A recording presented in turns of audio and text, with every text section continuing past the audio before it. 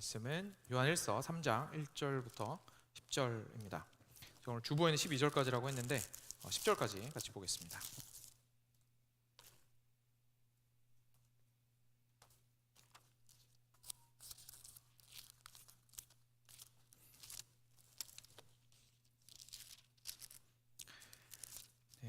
요한일서 3장 1절부터 10절까지 말씀을 같이 교독하겠습니다. 제가 먼저 한 절 읽고 여러분 한 절 읽어주시기 바랍니다.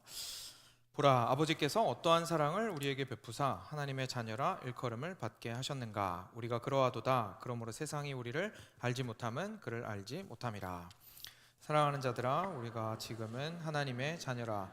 장래에 어떻게 될지는 아직 나타나지 아니하였으나 그가 나타나시면 우리가 그와 같을 줄을 아는 것은 그의 참모습 그대로 볼 것이기 때문이니, 주를 향하여 이 소망을 가진 자마다 그의 깨끗하심과 같이 자기를 깨끗하게 하느니라. 죄를 짓는 자마다 불법을 행하나니 죄는 불법이라. 그가 우리 죄를 없애려고 나타나신 것을 너희가 아나니 그에게는 죄가 없느니라. 그 안에 거하는 자마다 범죄하지 아니하나니 범죄하는 자마다 그를 보지도 못하였고 그를 알지도 못하였느니라. 자녀들아, 아무도 너희를 미혹하지 못하게 하라. 의를 행하는 자는 그의 의로우심과 같이 의롭고 죄를 짓는 자는 마귀에게 속하나니 마귀는 처음부터 범죄함이라. 하나님의 아들이 나타나신 것은 마귀의 일을 멸하려 하심이라. 하나님께로부터 난 자마다 죄를 짓지 아니하나니 이는 하나님의 씨가 그의 속에 거함이요 그도 범죄하지 못하는 것은 하나님께로부터 났음이라. 이러므로 하나님의 자녀들과 마귀의 자녀들이 드러나나니, 무릇 의를 행하지 아니하는 자나 또는 그 형제를 사랑하지 아니하는 자는 하나님께 속하지 아니하니라. 아멘. 같이 기도하겠습니다. 사랑하는 주님, 저희는 주님의 자녀로 부름을 받은 백성들입니다. 하나님께서 하나님의 영광을 위해서 살아가려고 하신 이 삶 속에서 저희가 참 연약하여서 죄와의 싸움에서 참 많이 지는 것 같고 저희들이 무너지는 때가 참 많이 있음을 고백합니다. 하나님, 오늘 말씀을 통하여서 이 죄와 싸워나가는 삶의 모습에 대해서 조금 더 명료하게 말씀 중심으로 저희가 그려볼 수 있도록 하여 주시고, 그리하여서 그 싸움에서 승리하는 우리 그리스도인들, 하나님의 자녀들 될 수 있도록 하여 주시기를 간절히 간구드립니다. 오늘 말씀 가운데 함께하여 주실 것을 간절히 간구드리오며 우리 주 예수 그리스도의 이름으로 기도드렸습니다. 아멘. 네, 지난주 너무 감사하게 우리 안수 집사 그리고 권사 선출을 마무리를 잘 했고요. 그리고 그거에 관련해서 이제 하나님 앞에서 우리가 어떻게 섬겨야 할지에 대해서 말씀으로 좀 살펴보는 시간 가졌습니다. 자, 이제 다시 원래 트랙으로 돌아와서요, 그리스도인이 마주한 싸움 세 번째 시간 같이 말씀 나누도록 하겠습니다. 오늘은 죄입니다. 이 땅 가운데서 살아가면서 우리가 마주한 여러 가지 싸움의 대상들이 있습니다. 여러 가지 어려움들이 있고 어떻게든 싸워서 이겨내야 하는 환경들도 있고요. 이겨내야 하는 그 상황들이 분명히 존재합니다. 근데 우리가 그리스도인이 되고 나니까 그 이전에는 별로 문제가 되지 않았던 것들이 이제는 새로운 대적으로 떠오르게 되는 것을 저희가 마주하게 되는데, 크게 세 가지 정도로 생각해 볼 수 있죠. 하나는 악한 세상이고요. 그리고 두 번째는 영적인 세력인 사탄의 세력이고, 그리고 세 번째가 바로 오늘 함께 살펴볼 죄입니다. 이 세 가지 중에서 어떻게 보면 죄에 대해서 저희가 좀 무딜 수 있습니다. 그런데 무딜 수 있지만 저희랑 가장 가까이 있는 것 같습니다. 그렇죠? 왜냐하면 우리 안에 죄가 존재하기 때문이죠. 세상은 문 닫고 쳐다보지 않을 수도 있고 왠지 사탄은 느껴지지 않을 수도 있지만, 죄는 희한하게 혼자서 방 안에 틀어박혀서 일주일 동안 있어도 우리와 함께하는 게 바로 죄입니다. 그리고 죄는 결국 우리와 항상 함께하고 있기 때문에 어쩔 수 없이 가장 자주 대면하는 존재인 것 같습니다. 그런데 저희가 생각보다 죄에 대해서 잘 모르는 것 같아요. 한번 스스로 돌이켜 보신다면 죄를 이제 저희가 펀치를 날려서 승리하는 삶을 살아야 될 텐데, 이 대상을 선명하게 해야 펀치를 날릴 수 있을 텐데, 이 죄라는 것에 대해서 스스로에게 질문을 해보면 얼마나 선명하게 그 상대를 그려보실 수 있는지 한번 질문해 보시면 좋겠습니다. 오늘은 그런 시간입니다. 이 짧은 시리즈를 통해서 저희가 함께 나누고자 하는 것은 죄든 악한 세상이든 영적인 악한 세력인 사탄이든 다양한 내용들을 다룰 수 있겠지만, 특별히 저희가 원하는 것은 상대를 좀 명료하게 하고 선명하게 해서 상대를 분명하게 하고 결국은 싸워서 승리할 수 있기 위해서죠. 그래서 오늘은 그동안 저희가 많이 들어왔지만 조금 더 잘 안다고 생각했지만 사실은 어쩌면 잘 몰랐을 수도 있는 그 죄에 대해서 한번 선명하게 하고 우리의 대적을 확인하는 시간을 가지도록 하겠습니다. 그래서 이 내용을 제가 준비를 하다 보니까요, 사실 1시간 안에 어떻게든 맞춰보려고 했는데 안 되더라고요. 그래서 둘로 나누어서, 그래서 오늘 본문도 원래 12절까지였는데 10절까지로 자르고 그렇게 했습니다. 그래서 오늘 함께 살펴보고 다음 주에 이 세 가지 대적들을 함께 통합적으로 좀 살펴보는 시간 또 가지도록 하겠습니다.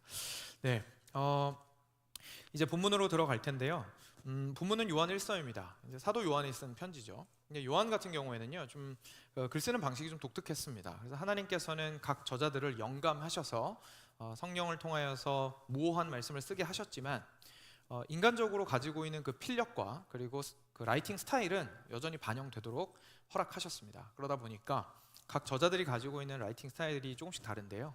바울 같은 경우에는 굉장히 논리적으로 씁니다. 그래서 논리적으로 쓴다라는 얘기는 결국 시작점에서부터 출발해서 쭉 잘 따라가면 이러해서 결론적으로 이렇게 되는 거구나라는 것이 정리가 잘 된다는 뜻이겠죠.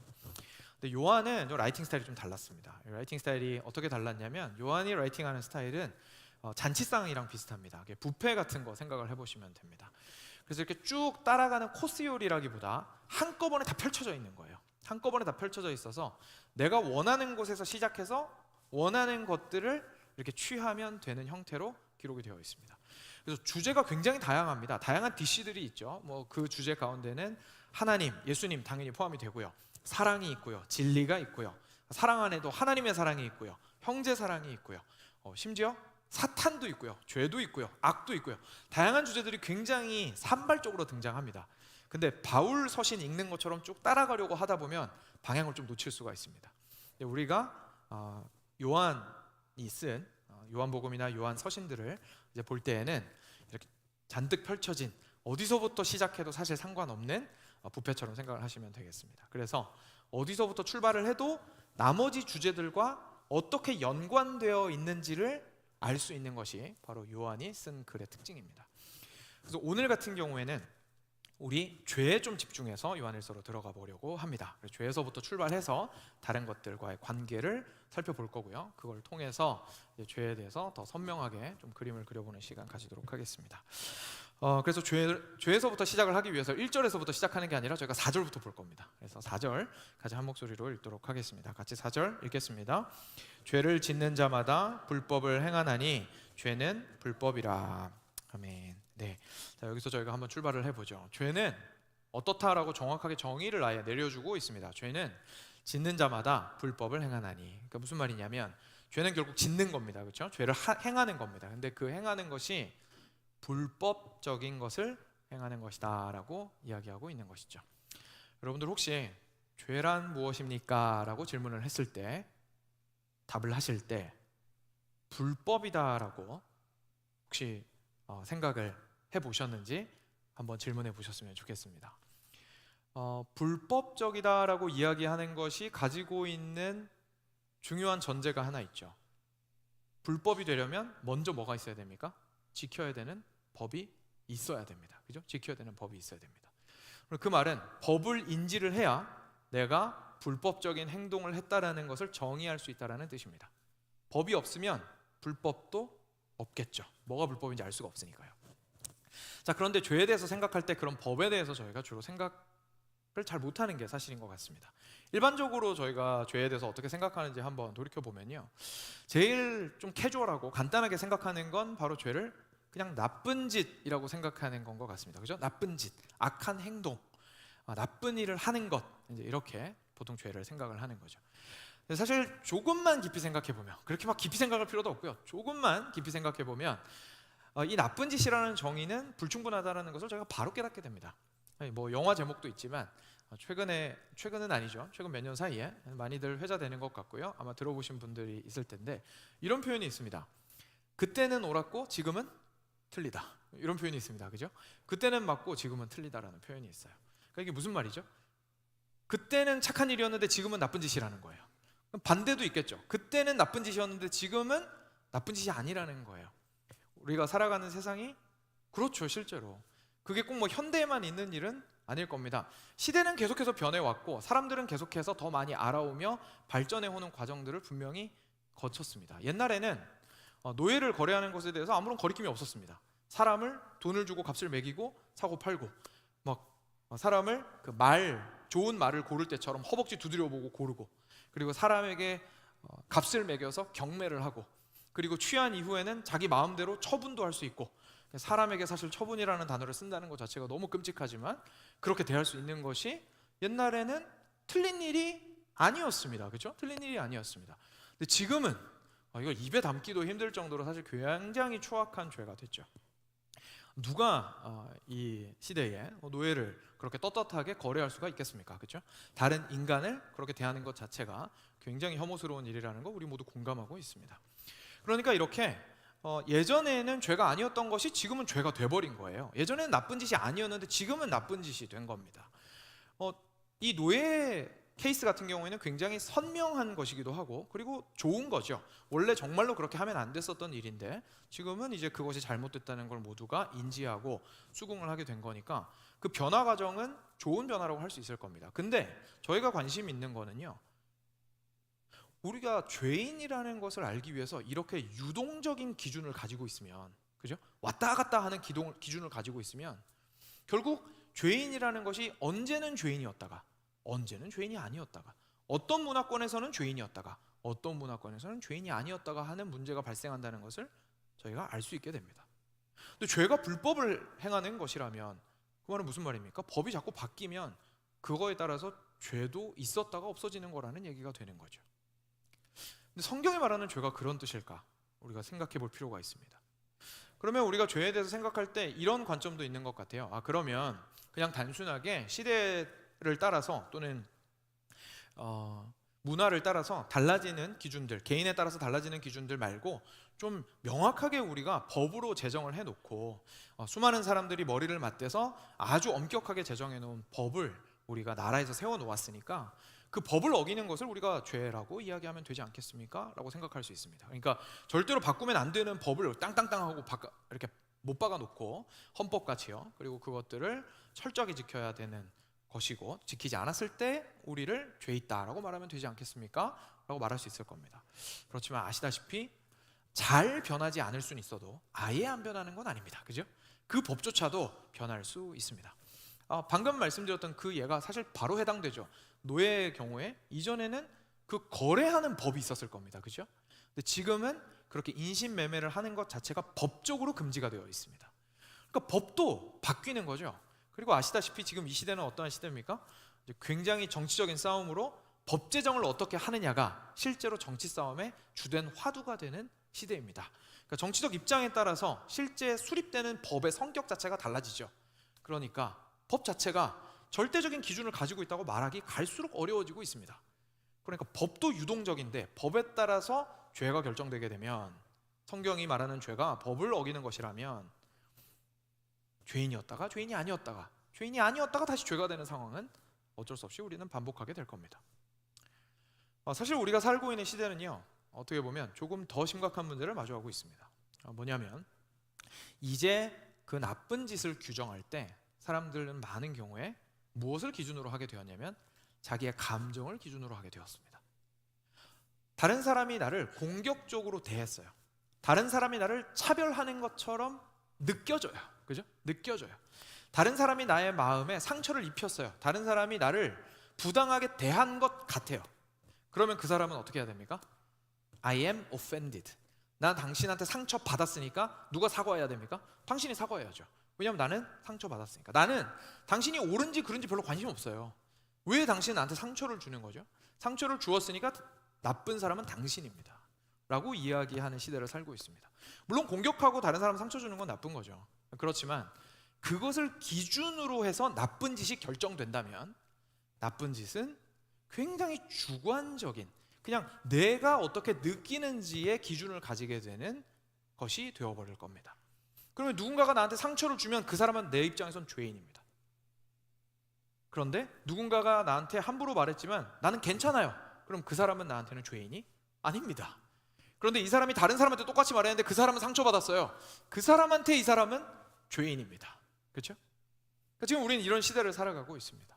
죄의 기준이 유동적이다 못해 자기 안으로 들어오게 된 거죠.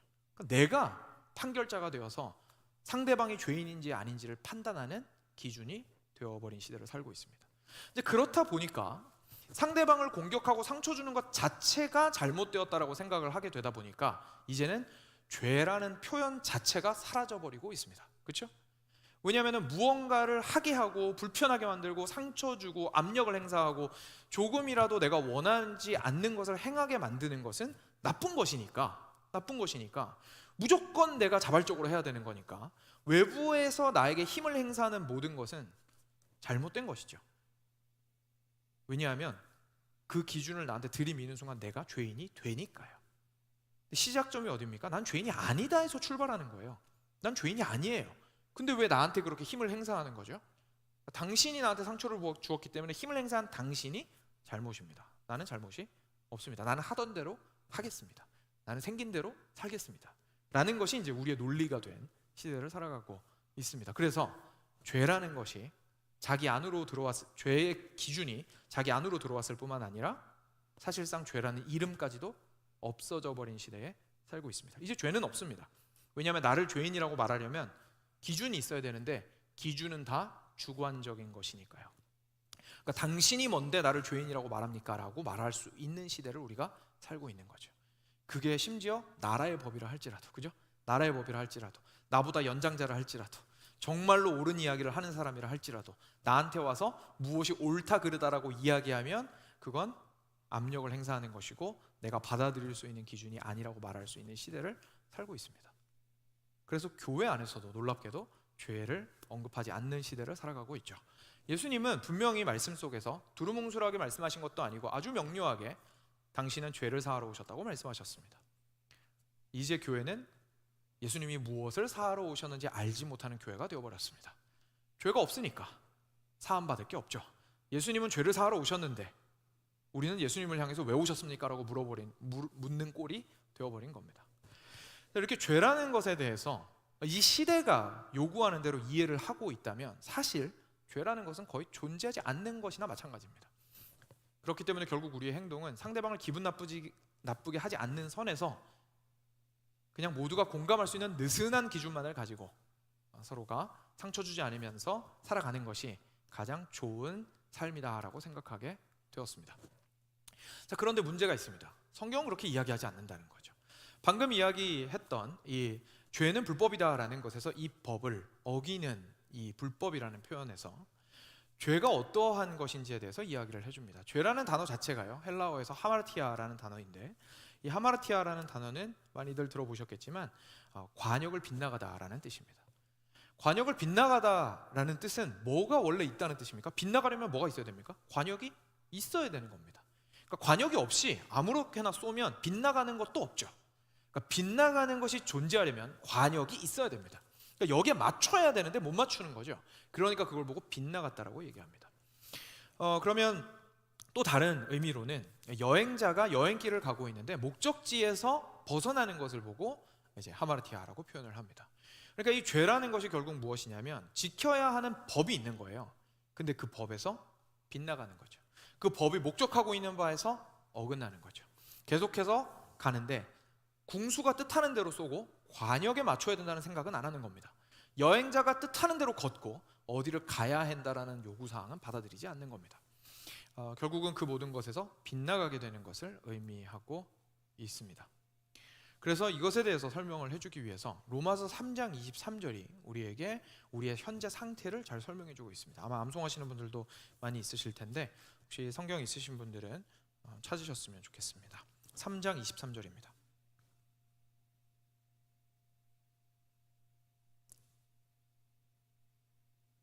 네, 같이 한 목소리로 읽겠습니다.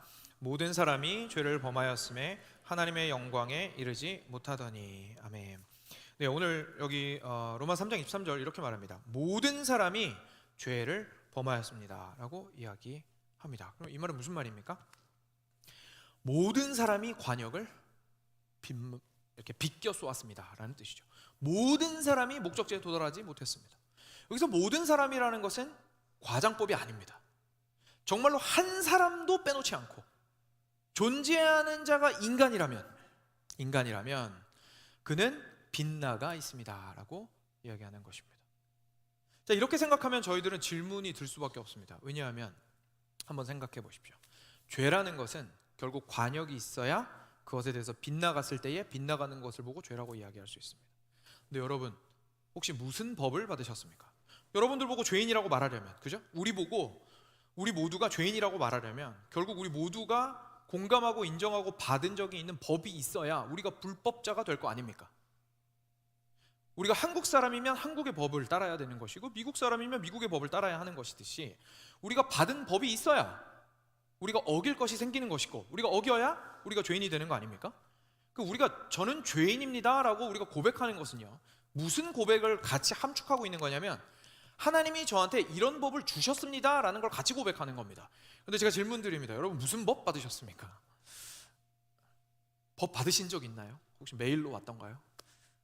서점에서 살 수 있나요? 좀 애매합니다, 그렇죠? 죄인이라는 얘기는 많이 들었는데 법을 받았다라는 생각은 별로 해본 적이 없는 거예요. 근데 법이 있어야 내가 죄인이 되거든요. 내가 받은 건 뭐죠? 라는 질문이 생기게 되죠. 로마서 2장이 우리한테 좋은 답을 해주고 있습니다. 로마서 2장 12절부터 15절 말씀입니다. 조금 앞으로 넘기셔서 로마서 2장 12절부터 15절 말씀을 같이 한 목소리로 읽었으면 좋겠습니다. 같이 천천히 한 목소리로 읽겠습니다. 무릇 율법 없이 범죄한 자는 또한 율법 없이 망하고 무릇 율법이 있고 범죄한 자는 율법으로 말미암아 심판을 받으리라. 하나님 앞에서는 율법을 듣는 자가 의인이 아니요 오직 율법을 행하는 자라야 의롭다 하심을 얻으리니 율법 없는 이방인이 본성으로 율법의 일을 행할 때에는 이 사람은 율법이 없어도 자기가 자기에게 율법이 되나니 이런 이들은 그 양심이 증거가 되어 그 생각들이 서로 혹은 고발하며 혹은 변명하여 마음에 새긴 율법의 행위를 나타내느니라. 아멘. 우리가 보통 법을 얘기하면요, 생각나는 법이 하나 있습니다. 사실, 그죠? 생각나는 법이 있기는 있습니다. 일단 성경에서 말하는 법이 있거든요. 뭐가 생각나십니까? 바로 십계명을 포함한 모세율법이죠. 모세율법이죠. 십계명이라고 말씀하셔서 말씀드리면 모세율법은 결국 십계명의 확장판입니다. 그래서 십계명 내지는 전체 율법을 우리가 생각을 할 수가 있습니다. 그런데 좋습니다. 그거는 글로 딱 써 있으니까 그거 어기면 죄가 되겠죠. 근데 여러분, 문제가 하나 있습니다. 저희들은 율법을 받은 적이 있나요, 없나요? 저희들은 율법을 받은 적이 없습니다. 그렇죠? 그럼 여러분, 하나님께서 저희한테 오셔가지고요, 아무개야, 내가 시내산에서 법을 줬거든? 근데 너가 그것을 많이 어긴 것 같아. 그러니까 너 지옥 가야겠다 라고 말씀하셨어요. 그러면 우리 하나님은 공의로우신 분이실까요? 아닐까요? 아니죠. 그죠? 아니, 법을 제시를 해 주셔야, 따라서 살 수 있는 기준을 주셔야 따를 수 있을 거 아닙니까? 아니, 말씀해 주신 적이 없는데 따르라고 하시면 안 되잖아요. 그죠? 그런데 이스라엘에게 주셨던 그 법은 정말 말 그대로 이스라엘 백성들한테만 주셨습니다. 그럼 나머지 모든 백성들은 어떻게 되는 겁니까? 법을 받은 적이 없거든요. 근데 법이 없으면 뭐가 없는 겁니까? 죄가 없는 거예요. 왜냐면 어길 게 없잖아요. 그죠? 어길 게 없잖아요. 그럼 우리는 죄가 아닌 건가요? 유대인들만 죄인인가요? 헷갈리기 시작하죠. 방금 읽었던 2장 말씀에서, 로마서 2장 말씀에서 이 두 가지 부류의 사람을 정확하게 구분해서 설명해 주고 있는 겁니다. 그래서 2장 방금 보았던 12절에 보면 이렇게 돼 있죠. 무릇 율법 없이 범죄한 자는 또한 율법 없이 망하고, 그죠? 율법 없이 망하고 무릇 율법이 있고 범죄한 자는 율법으로 말미암아 심판을 받으리라라고 이야기하고 있습니다. 무슨 말이냐면 두 가지 케이스가 다르다라는 얘기입니다. 모세의 율법을 받았던 이스라엘 백성들은요, 그 율법으로 말미암아 판단을 받을 겁니다. 무슨 말이냐면 그 율법으로 말미암아 죄인이라는 사실을 깨달았어야 했습니다. 그러니까 이 율법은 그들에게만 주어진 게 맞습니다. 그래서 그 사람들은 이 율법을 가지고 뭘 알게 됐냐면 이 기준이 무엇인지를 알게 되었던 것이죠. 그런데 율법 바깥에 있는 사람들은 그렇지 않았습니다. 율법 바깥에 있는 사람들은 율법을 받은 적이 없기 때문이죠. 그럼에도 불구하고 여기에 뭐라고 나왔었냐면 율법 없이 범죄한 자는 또한 율법 없이 망하고 라고 이야기하고 있습니다. 우리한테는 뭐가 해당되는 걸까요? 율법이 없이 무슨 법이 있는 걸까요? 로마서 2장 14절에 그 괄호 부분에 이렇게 나옵니다. 율법 없는 이방인이, 우리 얘기입니다. 그렇죠?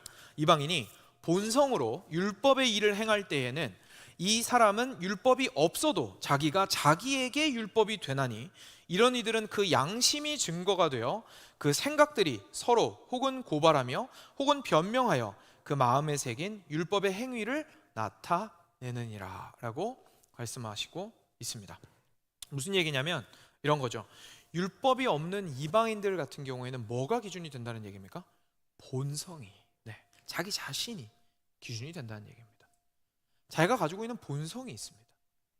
무슨 뜻이냐면 이런 겁니다. 하나님께서, 제가 정리해서 말씀을 드리겠습니다. 하나님께서 인간을 창조하셨을 때 우리를 하나님의 형상으로 창조하셨습니다.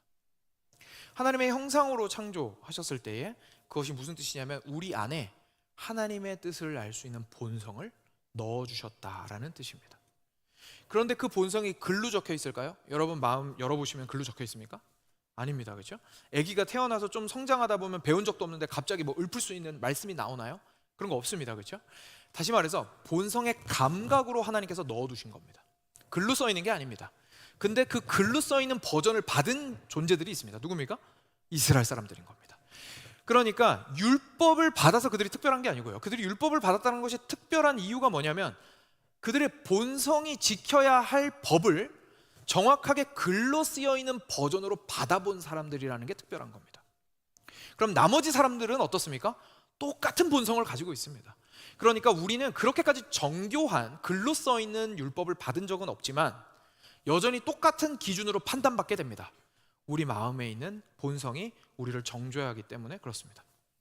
한 번도 배운 적이 없는 아이도 다 큰 어른들이나 친구들 앞에서 옷 벗으면 부끄러운 줄 압니다. 그렇죠? 일정 수준이 그 시간이 지나가면 가르쳐주지 않아도 알죠. 그리고 남의 것을 빼앗을 때에 마음에 죄책감이 발생하게 됩니다. 누군가 미워도 그를 살인하기까지 하지는 않습니다. 그죠? 미울 수는 있는데 그렇다고 해서 그 선은 안 넘어요. 생명을 빼앗을 수 있다라는 생각은 못하는 겁니다. 그러니까 가장 기본적이고 기초적인 하나님의 뜻을 따르는 삶의 규칙들이 우리의 본성 안에 사실상 심기어져 있는 겁니다. 그런데 어떻게 됐습니까? 사람들이 불법을 행하기 시작했습니다. 무슨 말입니까? 그 법을 어기기 시작했다는 말입니다. 그래도 그 선은 넘지 않았었는데 이제는 왜 넘으면 안 돼? 내가 왜 저 사람을 죽이면 안 되는 건데? 바로 그 기준을 찢어버리고 사람을 죽입니다. 가책이 있었어요. 잘못됐다는 거 알아요. 그래도 어떻게 한다고요? 갈 때까지 가는 겁니다. 내가 너무 가지고 싶어요. 그래서 어떻게 합니까? 빼앗습니다. 빼앗는 게 잘못된다는 거 아나요? 알죠? 그럼에도 빼앗습니다. 그 기준을 그냥 넘어서 버리는 겁니다. 기준을 무시하는 거죠. 그리고 빼앗습니다. 우리가 올바르게 행동해야 되는 것을 어느 정도 어렴풋이나마 알고 있음에도 불구하고 그 양심을 무시하고 손해볼까 봐, 상처받을까 봐, 더 많은 것을 얻을 수 있으니까, 남들도 다 그렇게 하니까 라는 온갖 이유를 들어가면서 그 기준들을 무시하고 원하는 대로 행동합니다. 하나님께서 말씀하십니다. 그게 바로 너의 본성에게 둔 나의 법을 어기는 것이다 라고 말씀하시는 것이죠. 근데 여기에 예외가 있습니까? 예외가 없다는 얘기입니다. 모든 사람이 이런 상태에 있다라고 이야기하시는 거죠. 이것이 성경이 우리한테 이야기하시는 죄의 모습입니다. 죄라는 것은요, 어떤 특정한 글로 써 있는 법을 어긴 것만을 얘기하는 게 아닙니다. 하나님께서 우리한테 죄인이다라고 말씀하실 때는 그 뒤편의 이야기를 하시는 겁니다. 너의 본성이 나의 법을 어기고 있다라고 말씀하시는 거죠. 근데 그것을 가지고 어떻게 다르게 표현하셨냐면 아까 읽었던 로마서 3장 23절 표현에 따르면 모든 사람이 죄를 범하였으면 어떻게 됐습니까? 하나님의 영광에 이르지 못하더니, 그러니까 다시 말해서 이런 거죠. 내가 죄인이라는 뜻은요, 본성적으로 하나님의 영광을 쓰레기 취급한다는 뜻입니다. 내가 하나님의 영광을 귀하다고 생각하지 않는 거예요. 본성적으로. 아니 내가 왜 하나님의 영광을 생각해야 됩니까? 내가 왜, 나한테 자유의지가 있고 내가 할 수 있는 게 있고 나도 생긴 모습이 있고 성격이 있고 나도 지혜가 있고 볼 수 있는 눈이 있고 손이 있고 발이 있는데 내가 왜 당신의 뜻을 따라야 하죠? 내가 왜 당신의 백성으로서 당신의 명령을 들어야 하죠? 내가 왜 내가 선택하지 못하고 당신이 선택하시는 것을 따라서 움직여야 합니까? 라고 본성적으로 말하는 것, 그것이 우리 모두의 상태라는 것을 이야기해주고 있는 것입니다. 이것이 성경이 우리한테 이야기해주고 있는 죄의 모습입니다. 그러니 이런 맥락에서 우리 모두는 죄인인 것이죠. 우리 중에 누구가 우리 안에 내재하고 있는 하나님의 본성에 내재하고 있는 하나님의 법을 어기지 않는 사람이 어디에 있겠습니까? 항상 하나님의 뜻을 반하여 살아가고 있는 것이 우리들입니다. 사랑하는 여러분, 이것이 성경이 말하는 죄인의 의미입니다. 그런데 여기서 문제가 끝나지가 않습니다. 왜냐하면 지금부터 좀 살펴보겠지만요, 우리가 관심 있는 것은 그리스도인이 대적해야 하는 대상으로서, 싸움의 대상으로서 죄입니다. 이게 무슨 말이냐면, 내가 그리스도인인데 여전히 내 안에 뭐가 있다는 얘기입니까? 죄가 있다는 얘기입니다. 이게 문제인 거죠. 만약에 하나님의 뜻을, 하나님의 영광을 구하지 않는 삶을 살다가 그리스도 안에 들어오면 깔끔하게 나의 모든 것들이 변화되어서 하나님의 영광을 살도록 변화된다면 이건 큰 문제가 아닙니다. 그런데 이제는 이것이 문제가 됩니다. 왜냐하면 우리 삶에서 그것을 경험하고 있으니까요. 근데 이것에 대해서 오늘 말씀이 이야기해 주시는 것이죠. 성경이 오늘 본문이 우리한테 이야기를 해주시는 말씀은요, 우리의 죄의 문제가 결국은 우리의 정체성에 관련된 문제라는 이야기를 해주십니다. 그래서 1절부터 3절 말씀이 하나님의 자녀됨에 대해서 이야기를 해주시고 있습니다. 같이 한 목소리로 좀 1절부터 3절 같이 볼까요? 같이 읽겠습니다. 보라, 아버지께서 어떠한 사랑을 우리에게 베푸사 하나님의 자녀라 일컬음을 받게 하셨는가. 우리가 그러하도다. 그러므로 세상이 우리를 알지 못함은 그를 알지 못함이라. 사랑하는 자들아, 우리가 지금은 하나님의 자녀라. 장래에 어떻게 될지는 아직 나타나지 아니하였으나 그가 나타나시면 우리가 그와 같을 줄을 아는 것은 그의 참모습 그대로 볼 것이기 때문이니 주를 향하여 이 소망을 가진 자마다 그의 깨끗하심과 같이 자기를 깨끗하게 하느니라. 아멘. 네. 자, 여기에서 너무 이렇게 내용이 방대하기 때문에 상세하게 살펴보진 않겠습니다. 근데 방금 우리가 시작했던 4절 말씀 앞부분 얘기잖아요. 그래서 지금 무슨 얘기를 하시고 있는 거냐면, 우리가 누구라는 겁니까? 하나님의 자녀라는 겁니다. 그렇죠? 하나님의 자녀라는 겁니다. 근데 하나님의 자녀는 이제 무슨 삶을 살아야 되는 걸까요? 아까 로마서 3장 23절 말씀에 따르면 하나님의 영광을 따르는 삶을 살아야겠죠. 그게 하나님의 자녀가 되었다는 것의 의미니까요. 근데 4절 말씀이 뭐라고 얘기하고 있는 거예요? 죄는 불법을 행하는 것이다 라고 얘기하고 있는 겁니다. 그 무슨 얘기인 거예요? 하나님의 자녀에게 하나님의 영광을 구하지 않는 삶의 모습이, 그러한 본성이 우리 안에 함께 거하고 있다라고 지금 얘기하시고 있는 거죠. 우리 삶을 정말로 괴롭게 만드는 그 사실을 성경이 우리에게 말씀해 주시고 있는 겁니다. 하나님의 자녀가 되었으면 하나님의 영광을 따라서 손쉽게 살 수 있었으면 좋겠는데 그렇지 않다는 이야기를 하시고 있습니다. 그런데 그 4절 말씀이 여기에서 다시 보게 되면요, 더 깊이 있는 말씀들을, 의미들을 저희가 발견하게 됩니다. 4절에서 제가 읽어드릴게요. 죄를 짓는 자마다 불법을 행하나니 죄는, 그 다음 뭐라고 나옵니까? 불법이라 라고 나옵니다. 죄는 불법이라 라고 나옵니다. 여기서 하시는 말씀은 이런 얘기입니다. 네가 하나님의 자녀인데 제 생각에는 찬양팀이나 어디에서 위에 올라오셔서 아마 좀 만져주셔야 소리가 사라질 것 같습니다. 네. 네. 그래서 여기서 말씀하시고 있는 것은 죄에 대해서 이야기를 할 때에 이렇게 말씀하시는 것이죠. 우리가 하나님의 자녀인데요. 하나님의 자녀로서 살아가는 사람은 하나님의 영광을 향하여서 살아가야 함에도 불구하고 우리 안에서 죄가 있어서 그 죄가 지속적으로 우리를 하나님의 영광을 추구하는 방향과 반대 방향으로 역사하고 있다라는 사실을 이야기하고 있고요. 거기서 끝나지 않고 이 죄가 우리 안에 있는 것 자체가 불법이라고 말씀하시는 겁니다. 죄가, 다시 한번 말씀드릴게요, 우리로 하여금 불법을 행하게 하는 것만이 아니고요, 죄가 우리 안에 있는 것 자체가 불법이라는 얘기입니다. 죄는 있어서는 안 되는 곳에 지금 자리 잡고 있는 겁니다. 죄는 현재 우리 안에서 우리를 종노릇하게 만들고 하나님의 영광에서 벗어나게 만드는 방향으로 우리의 삶을 끌어갈 권리가 없습니다. 왜냐하면 우리는 지금 누구이기 때문입니까? 하나님의 자녀이기 때문에 그렇습니다. 하나님의 자녀의 아버지는 당연히 하나님이십니다. 이제는 하나님의 통치를 받고 있는 우리 안에서 죄는 불법적으로 그 자리를 점거하고 그 안에서 우리 마음대로 행하는 것을 계속해서 주장하고 그리고 그 죄를 따라서 행하도록 하고 있는 것이죠. 그래서 이 죄가 우리 안에 거하는 것이 불법적이다라는 이야기를 하고 계신 겁니다. 이것이 우리가 현재 처해 있는 상황입니다. 그리고 이것에 대해서 더 상세하게 이어지는 6절부터 10절 말씀이 잘 보여주고 있습니다. 6절부터 10절 같이 한 목소리로 읽겠습니다. 그 안에 거하는 자마다 범죄하지 아니하나니 범죄하는 자마다 그를 보지도 못하였고 그를 알지도 못하였느니라. 자녀들아, 아무도 너희를 미혹하지 못하게 하라.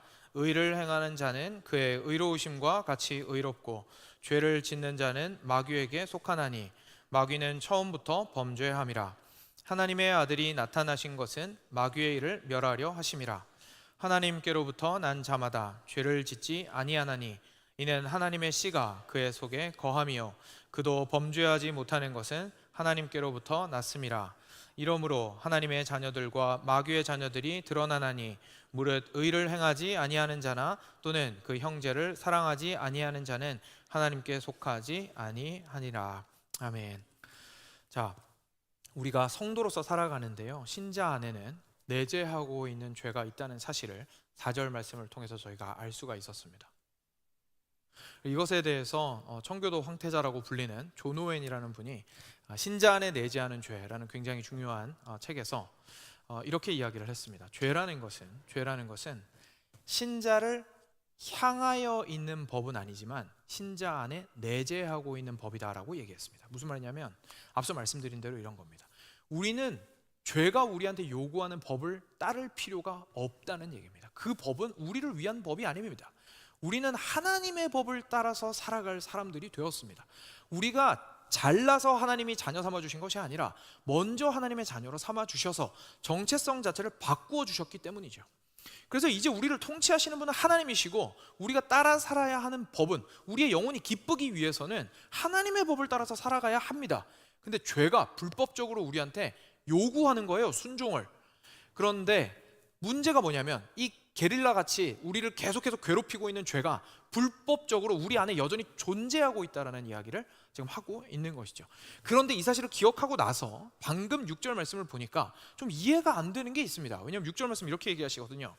그 안에 거하는 자마다, 그리스도입니다. 그리스도 안에 거하는 자마다 범죄하지 아니하나니. 뭐라고 얘기하십니까? 우리가 이제까지 사용했던 표현으로 바꿔서 얘기하면 하나님의 자녀면, 그리스도 안에 있다는 게 하나님의 자녀라는 거잖아요. 하나님의 자녀이면 뭐 하지 않는답니까? 범죄하지 않는데요. 하나님의 자녀 범죄하지 않는데요. 이게 무슨 말이죠? 그리고 나서 또 이야기하시죠. 범죄하는 자마다, 만약에 범죄를 했다면 그를 보지도 못하였고 그를 알지도 못하였느니라. 예수님이 누군지도 모르는 사람이라는 얘기예요. 그러니까 다시 말해서 불신자라는 거죠. 여러분, 이 구절 앞에서 저희들은 굉장히 갈팡질팡 많이 합니다. 두 가지 극단적인 해석이 있습니다. 근데 이것이 극단적이라고 해서 저희한테 생소한 게 아니라 사실 저희들도 요사이에서 항상 왔다 갔다 합니다. 한쪽은 이겁니다. 여러분, 어떻게 해석할 수 있을까요? 가장 간단한 해석 방법은 뭡니까? 내가 죄를 많이 지었으니까 뭐가 아닙니까? 하나님의 자녀가 아닌가 보다. 그죠? 내가 죄를 많이 지었으니까 내가 하나님의 자녀가 아닌가 보다. 낙심하고 절망 가운데로 들어가는 것이 가장 쉬운 방법입니다. 왜냐하면 그리스도인은 죄 안 짓는다고 했으니까요. 근데 내가 죄를 짓고 있거든요. 그리스도인은 아닌가 보다. 절망적이죠. 반대편도 있습니다. 그런데 어떻게 해석할 수 있을까요? 구원파가 보통 이렇게 해석합니다. 나 그리스도인이야. 근데 말씀에서 뭐라고 얘기했어요? 범죄할 수 없어라고 얘기하셨어요. 그러면 내가 행하는 죄는 뭡니까? 죄가 아닌 거죠. 죄를 지을 수 없다고 하셨으니까. 그죠? 그러니까 나는 그리스도인인데 근데 죄를 지을 수 없다고 하셨으니까 내가 짓는 죄는 죄가 아닌 겁니다. 그래서 우리는 구원받은 후에 죄를 지을 수 없다고 생각하는 거죠. 자신감이 넘치죠. 근데 우리가 일반적인 삶 가운데 이렇게 극단적으로 생각하진 않더라도 우리 모두 이 사이에서 계속 시소놀이를 하고 있죠. 가끔은 그래, 내가 죄인이어도 하나님께서 용서해 주시고 나를 품어주시고 사랑해 주시지 라고 하면서 격려를 받고 일어납니다. 근데 그러다가 죄 가운데 깊이 막 거할 때가 있어요. 그럼 그쪽으로 확 쏠려서 어떻게 됩니까? 절망 가운데 거합니다. 내가 여기에 있으면 내가 이래가지고 그리스도인이라고 내가 말할 수 있는 건가? 라는 생각을 하게 되죠. 이렇게 계속 왔다 갔다 하는 거예요. 정리가 안 되고. 그죠? 그래서 오늘 이 말씀을 굉장히 정확하게 우리가 이해를 할 필요가 있는 겁니다. 그리고 이 말씀을 정확하게 이해를 하기 위해서 우리가 앞에서 그렇게 많은 시간을 들여서 법이라는 것이 우리 본성에 있는 것이라는 얘기를 한 겁니다. 이 얘기는 무슨 얘기냐면 이런 겁니다. 여기서 말하는 범죄하다라는 것은요, 헬라어로도 현재형으로 쓰여 있습니다. 다시 말해서 계속해서 습관적으로 자신의 본성이 되어서 범죄하는 것을 뜻합니다.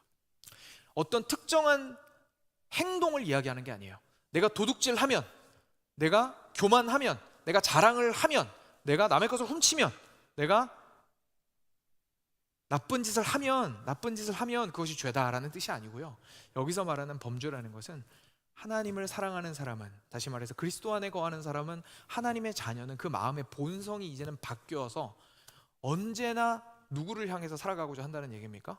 하나님의 영광을 위해서 살아가고자 하는 사람이 된다는 얘기입니다. 반대로 마음이 언제나 하나님 반대편으로 가고자 하는 사람은 사실상 예수 그리스도가 누구신지 알지 못하는 자다라고 이야기하시는 것이죠. 이 사람은 어떻게 드러날까요? 여러분 궁금하실 수 있을 겁니다. 그래요. 그러면 목사님, 이 본성이 어떤 방향을 향하고 있는지가 중요하다면 그거 우리가 어떻게 알 수 있습니까? 가장 쉽게 볼 수 있는 때가 바로 우리의 죄가 드러났을 때입니다. 회개해야 할 때입니다. 우리의 죄가 드러났을 때 우리의 본성의 방향이 하나님의 영광이 아니라 반대편을 향하고 있다면 이것이 죄다라고 가르쳐주는 그 기준 앞에서 우리는 어떻게 합니까? 고개 뻣뻣이 들고 서 있습니다. 제가 뭘 잘못했는데요? 너 그게 죄야 라고 이야기하실 때 제가 뭘 잘못했는데요? 옆에 다 하잖아요. 저한테만 그러시는 겁니까? 왜 저한테만 그러시는 거죠? 저도 최선을 다했습니다. 어쩔 수 없었습니다. 이렇게 컸습니다. 이게 성격입니다. 이렇게 해야 직성이 풀립니다. 다양한 핑계들을 대면서 그쪽 길로 계속해서 가고자 합니다. 언제요? 정확하게 진리가 드러났을 때. 모를 수는 있지만 알게 되었을 때 돌이키지 않고 끝까지 가고자 하는 것이죠. 마치 예수님 바깥에 있었을 때에 우리 본성 안에 있는 그 기준을 우리의 뜻대로 마음껏 넘나들었던 것처럼 말입니다. 그런데 그리스도 안에 있는 사람은, 하나님의 자녀는 그 본성이 바뀐 자입니다. 죄가 여전히 불법적으로 우리 안에서 작용하고 있습니다. 그렇지만 그 죄가 드러났을 때에 다르게 반응합니다. 누구처럼요? 나단에게 꾸짖음을 받은 다윗처럼. 다윗의 죄의 수준은 엄청났습니다.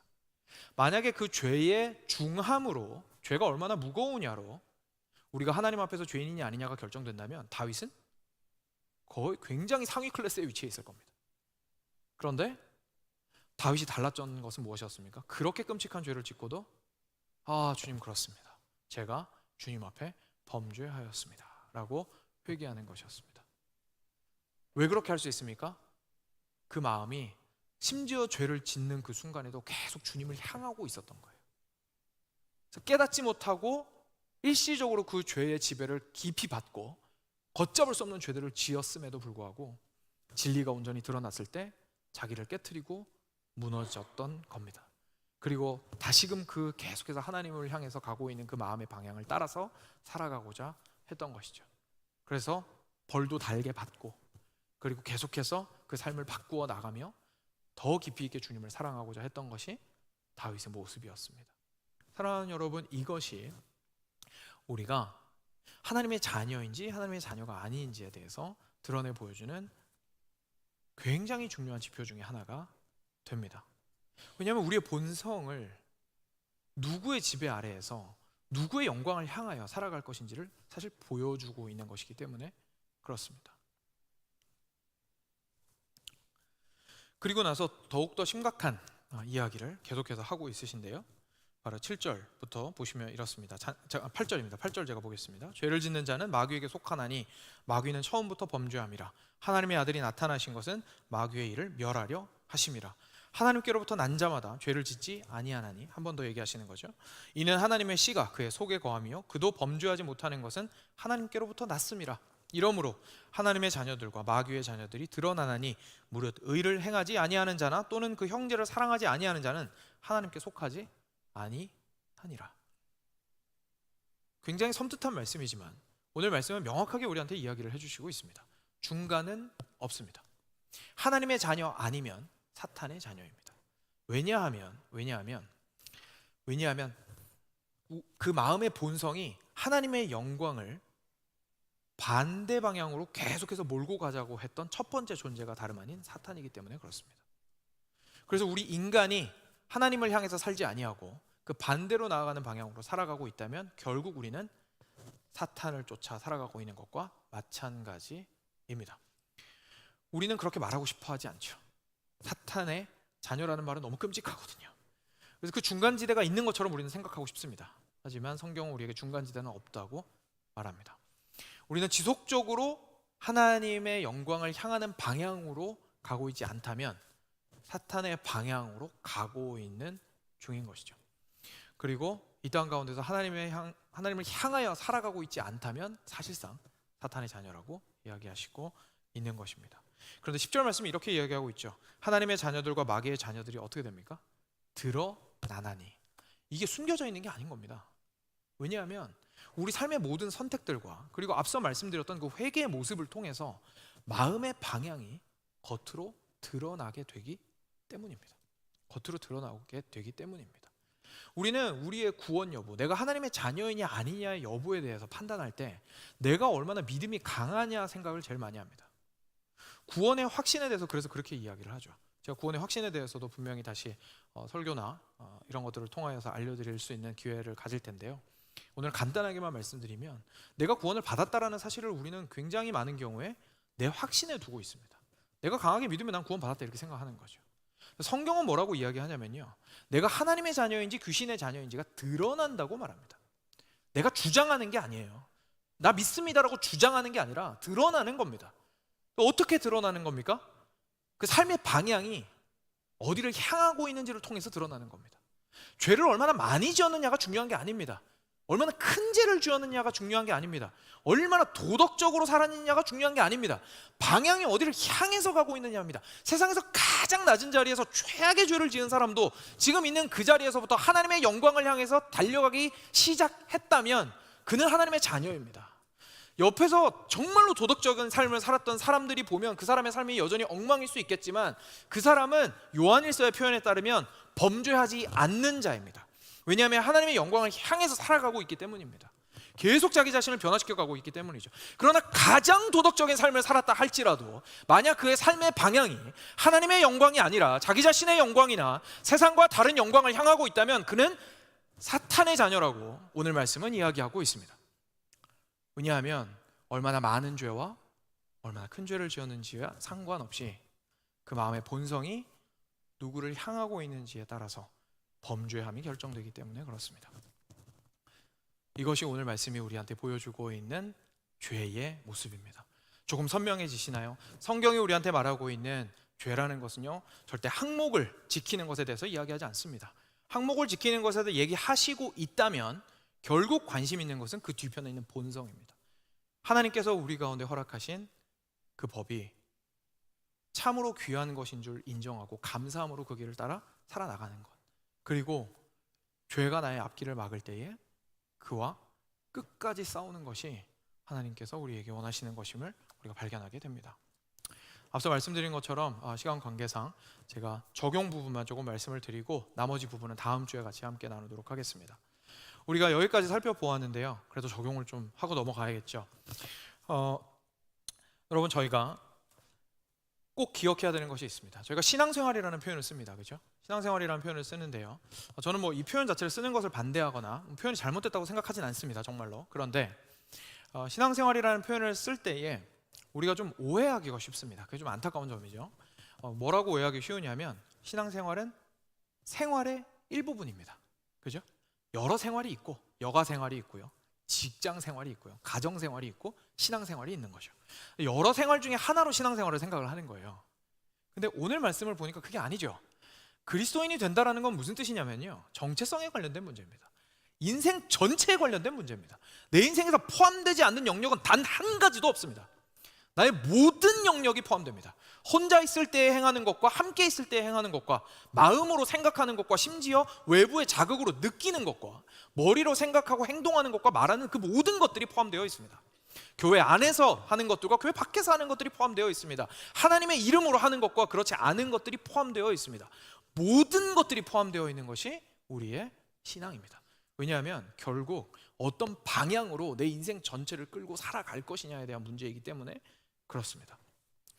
그리고 만약 그렇다면 우리 안에 죄가 있는 것은 굉장히 심각한 문제입니다. 왜냐하면 우리가 온전히 하나님의 자녀로서 살아가려면 계속해서 하나님의 영광을 향하는 방향으로 살아가야 되기 때문에 그렇습니다. 그런데 여러분, 오늘 말씀을 통해서 큰 위로를 받으셨으면 좋겠습니다. 왜냐하면요, 앞서 저희가 살펴본 대로 이 죄는 우리 안에 거하는 것이 불법적인 것입니다.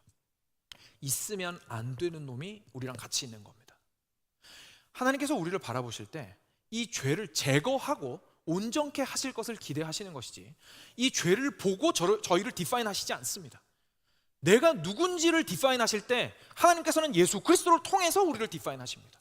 그리고 우리 안에 있는 죄는 거기에 어울리지 않기 때문에 제거하려고 하시는 겁니다. 사랑하는 여러분, 여러분들의 죄가 아무리 짙어도 그 죄가 여러분을 정의하지 않습니다. 내가 누구냐라고 물었을 때 우리는 당당하게 그리스도로 말미암아 하나님의 자녀다라고 말할 수 있습니다. 그리고 그렇기 때문에 우리는 죄와 싸워 이길 수 있습니다. 죄는 내가 아닙니다. 우리가 죄와 싸우기 너무 힘든 이유는 죄가 나라고 생각해서 그렇습니다. 죄는 내가 아닙니다. 나는 이제 하나님의 자녀입니다. 죄는 이제 내가 싸워 이기고 죽여 없애버려야 할 싸움의 대상이 되었습니다. 죄는 우리를 향해서 거짓말을 할 겁니다. 마치 영화 속에서 테러리스트가 인질을 잡고 있는 것처럼요. 테러리스트가 이야기합니다. 야, 쏘면 얘 죽인다. 나 쏘면 얘도 같이 죽는다 라고 얘기합니다. 뒤에 숨어서. 죄가 우리한테 그렇게 얘기하는 거죠. 야, 너 도망칠 수 있을 것 같아? 이거 너 그만두면 네가 죽어. 네 인생에 기쁨이 없을 거야. 너 행복하지 않을 거야. 그래, 나 죽여봐. 괜찮아. 근데 너도 같이 죽을걸? 이라고 말하는 게 죄입니다. 아닙니다. 죄를 죽일 때 우리는 오히려 살아나게 됩니다. 왜냐하면 죄는 우리가 아니고 우리는 하나님의 자녀이기 때문에 그렇습니다. 그렇기 때문에 사랑하는 여러분, 이 사실은 우리에게 굉장히 커다란 위로를 줍니다. 죄와 싸울 수 있는 근거가 됩니다. 그리고 놀랍게도 우리 예수 그리스도께서는 십자가에서 이 죄를 해결하셨습니다. 이미 싸워 이기신 그 싸움을 우리는 싸우는 사람들입니다. 그러니 이 싸움을 우리가 함께 포기하지 않았으면 좋겠습니다. 사랑하는 여러분, 여러분들의 삶 가운데에서 싸워야 하는 그 죄와의 싸움이 무엇이든지 하나님은 그 싸움을 이미 이기신 분이시니, 그리고 그 죄에도 불구하고 여러분을 사랑하시는 분이시니 절대로 그 죄와 싸우기를 포기하지 마십시오. 우리 함께 그 죄와 싸워 나가야 됩니다. 그랬을 때에 우리가 온전히 하나님의 자녀로서의 놀라운 은혜들을 지속적으로 누리면서 하나님의 영광을 향하는 삶을 향하여 살아갈 수 있게 될 겁니다. 어제보다 오늘이 더 주님께 가까워지시는 주님 여러분들이 되시기를 주님의 이름으로 간절히 축원드립니다.